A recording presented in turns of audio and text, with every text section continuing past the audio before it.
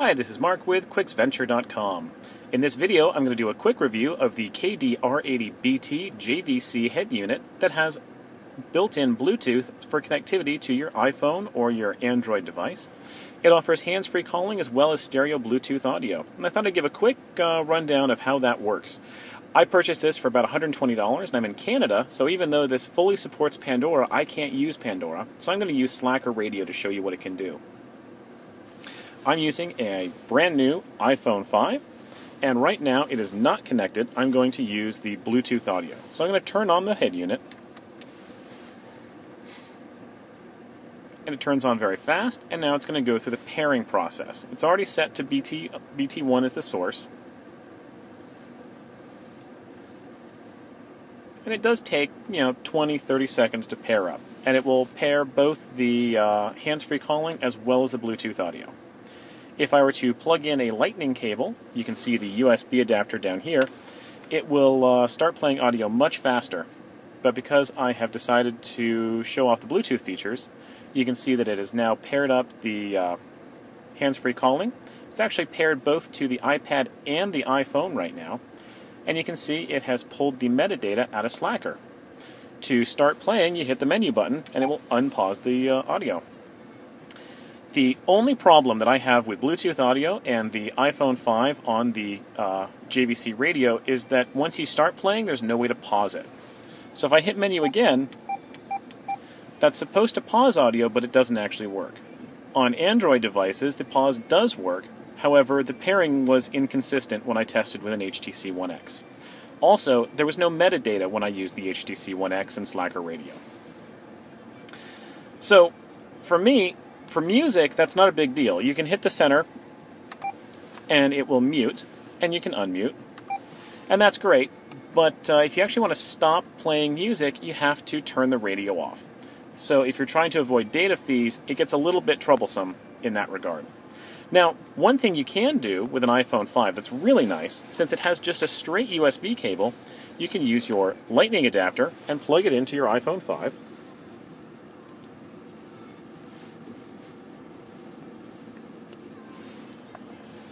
And it will immediately switch over to the iPod input, and it actually just continues playing.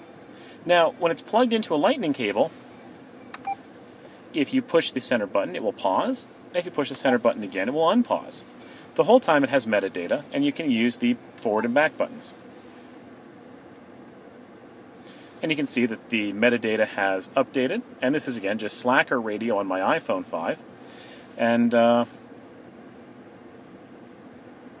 the audio quality is pretty good, but chances are if you're buying a $120 radio, audio quality isn't the primary function that you're looking for. A really nice feature of the radio is that you can match the interior color with the illumination on the screen. I have mine set up so that when my headlights are turned off, it is a high contrast white on black. It's actually a little bit blue. But if I turn the lights on the car on, it switches to red, which matches the interior illumination of my car. So, all in all, it's a great unit if you're looking for something to pair with an iPhone 5.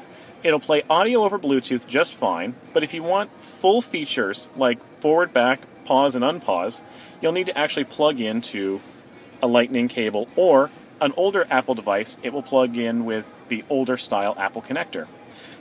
The device itself just has USB ports, so you can use any cable you want. If you have a lightning device, you can use the lightning cable, and if you have an old style iPod, you can use another cable, and you can switch them on the fly. So if I were to unplug this cable and plug in an old style iPod cable, I could then plug in an iPod and it would work all the same.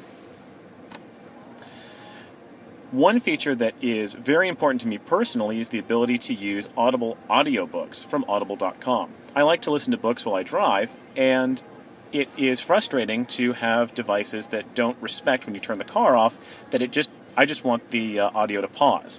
In fact, if I do turn the car off,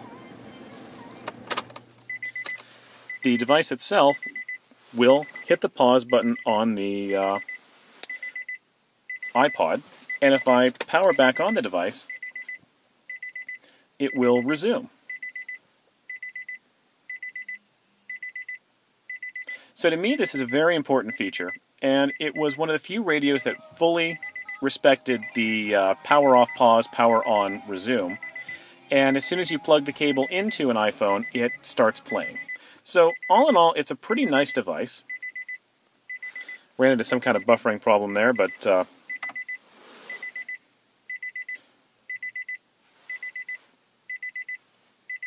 all in all, I am very happy with this radio. So this is just a quick review to show you what it can do. I'll run you through a couple of settings real quick, just so you can see. That constant beeping was driving me a little bit crazy. So, if you're interested in purchasing the JVC KD-R80BT, you have a couple of options with your display, which I like a lot. As soon as it starts reading and pulls out the metadata, we can switch to a larger text size or just a large clock with metadata at the top. I like to see a lot of information, but I like that the clock is always visible. Inside the settings options, it's a little bit convoluted the first couple of times you start working with it, but you get used to it pretty fast. Inside color setup, you have a day color and a night color based on whether the headlights are turned on. And you can switch the button zone and the display zone separately. The button zone is here and the display zone is here. So I'll switch the display zone to some other color.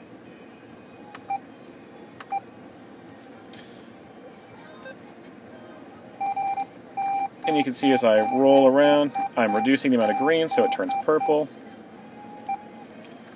Or I can reduce the amount of red and it will turn different colors. And so you can match your car's interior illumination pretty closely. And then you can set different dimmers and colors based on whether or not the lights in your car are turned on or off. And that's helpful, so you can have a really high contrast, really bright daytime color, and a really dim or different color when the lights are turned off. The unit itself supports an auxiliary input, which is on the back of the unit, not on the front. FM radio, and it will show you very basic metadata about the radio station itself. Some radio stations publish metadata about the music that's playing. AM radio, really nothing interesting here. I don't think I've ever said it. And Bluetooth audio.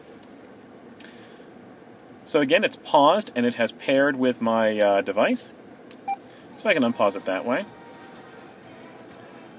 If I switch sources, it's switching over to the iPod, and it will pick up where I left off.